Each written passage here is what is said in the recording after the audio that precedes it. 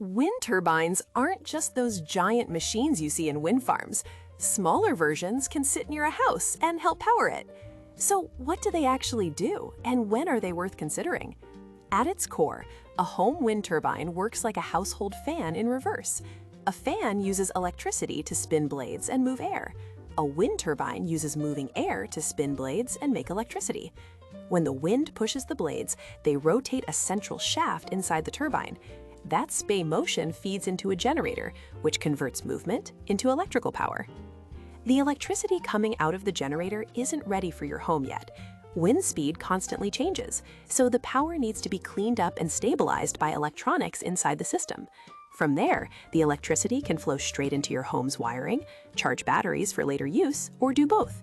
If the wind becomes dangerously strong, the turbine automatically slows down or applies a built-in brake to protect itself. Before installing one, the most important question is simple: do you actually get enough wind? Home turbines need steady, fairly strong wind to produce meaningful power. They also work best when mounted high on a tall pole, where wind is smoother and not blocked by trees or buildings. Local rules matter too, since many areas limit turbine height, noise, or placement. And because turbines have moving parts, they need occasional inspections and basic maintenance. When the conditions are right, a home wind turbine can lower electricity bills, provide power during outages, and reduce your carbon footprint. They shine in open, windy places like farms, hills, and coastal areas. But they're not for everyone.